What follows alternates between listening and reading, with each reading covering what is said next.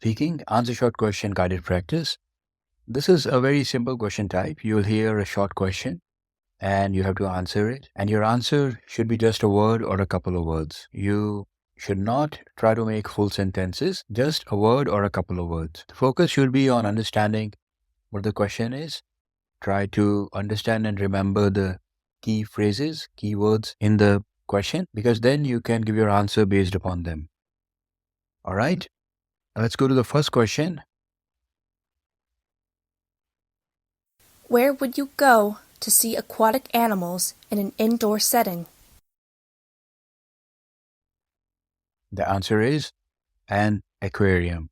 And the question was, where would you go to see aquatic animals in an indoor setting? So in an indoor setting, the big aquariums that you have in cities like Melbourne, that's where you go to see aquatic animals. Aquatic animals, the ones who live in water. So here, if you remember the words aquatic animals, indoor, and go, that is enough to understand that the question is about where will you go to see aquatic animals and in an indoor setting.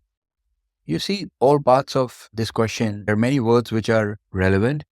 For example, if you don't pay attention to indoor setting, somebody might say a river or an ocean or a sea, but that is outdoors. It's not indoor. If someone doesn't pay attention to aquatic, they just think, where will you go to see animals? They might say zoo. That's why understanding the full question is important. And again, when you're listening, visualize. So when somebody says, where would you go? Think as if you're getting in a car to go somewhere. Aquatic animals, think water and the animals. And then indoor means put walls around you. Then it's easy to remember, right? Where will you go? Which is indoors, which has walls, and where you can see animals in water. The answer becomes obvious, an aquarium.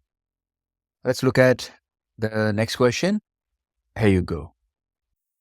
Which form of government is dependent solely on citizen votes? The answer, democracy. And the question was, which form of government is dependent solely on citizen votes? So if you remember form, government, citizen votes, then the answer becomes obvious that it's a democracy. See, the questions will test your general knowledge, but as such, no advanced knowledge or specialized knowledge is required. But of course, they expect that you know what a democracy is. If you have gone through the word list, the academic word list, you would have come across this word. That's why we say it's very important, very useful if you, in an exam like PTE, before you go to the exam, to become familiar with the academic word list.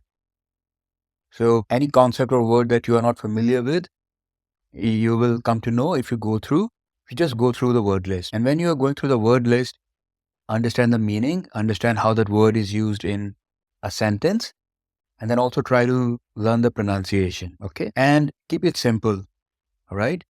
So the simple answer, where citizens vote for the government, that is democracy. Okay, don't try to complicate. Don't think that it's an election process. Shall I say elections, presidency, or a parliamentary form of government? No, keep it simple. First thing that comes to your mind. And in this case, that what comes to my mind is democracy. The next question. What do you call the group of ministers of the government in power? The answer, cabinet. What do you call the group of ministers of the government in power? Yeah, if you remember the words group of ministers and government, then the word is cabinet. Again, very advanced knowledge is not required, but yeah, general familiarity with the common concepts, the common words in English, that is needed.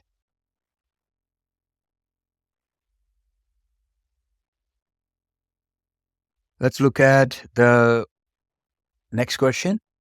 Question number 4. Someone who gives advice and helps provide solutions to problems is called what?